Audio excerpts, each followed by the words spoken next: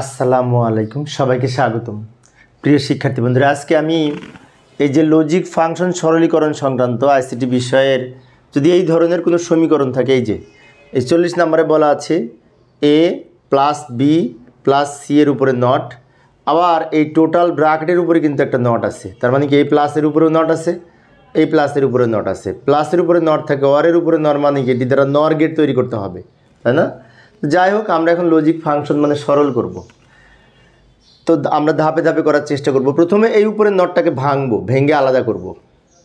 এখন প্লাসের উপরে যদি নট থাকে তাহলে এই নটটা তিনটা এ বি এবং সি নটের উপরে আছে, সেজন্য এর উপরে আমরা এই নটের কিছু অংশ রাখলাম আর প্লাসের পরিবর্তে ইনটু দিলাম। আবার বি এর উপরে এই নট রাখলাম এবং সি এর উপরে ডাবল নট। আমি আবারও বলছি, লক্ষ্য করি কিভাবে হলো।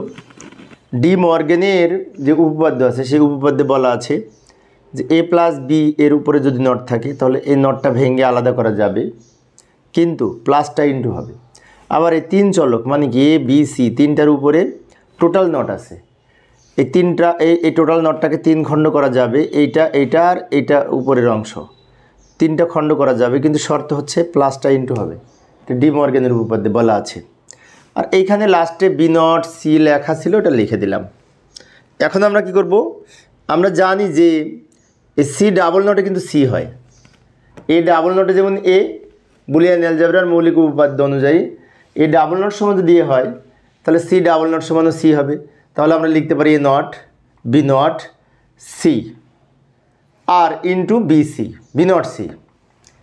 এবার এইটার সাথে এটা যদি গুণ করি আমরা তাহলে কি হবে, এই এ আর এ গুণ করে একটা এ হয় অ্যান্ড অপারেশনের ক্ষেত্রে। তো এই নিয়ম অনুযায়ী এই সি আর এই সি গুণ করে কিন্তু একটা সি হবে। তাহলে আমরা লিখতে পারি এ নট বি নট আর এই দুইটা সি এর পরিবর্তে একটা সি, আবার এই দুইটা বি নটের পরিবর্তে একটা বি নট। আমি আবারও বলছি, লক্ষ্য করি, এটার সমাধান করে তো এটা পেয়েছি আর এখানে যা ছিল রেখে দিয়েছি। এখন এই দুইটা যদি গুণ করি তাহলে এই একটা বি নট আর এই একটা বি নট, দুইটা বি নট গুণ করে কিন্তু একটা বি নট হয়। আবার দুইটা সি গুণ করেও একটা সি হয়। এই যে এই নিয়ম অনুযায়ী আমরা জানি বুলিয়ান অ্যালজেব্রার মৌলিক উপপাদ্যে বলা আছে এ ইন্টু এ সমান এ। তো এই নিয়ম অনুযায়ী B not into B not সমান বি নট লিখতে পারি একটা, সি ইন্টু সি সমান সি। তো এটাই উত্তর, A not B not C.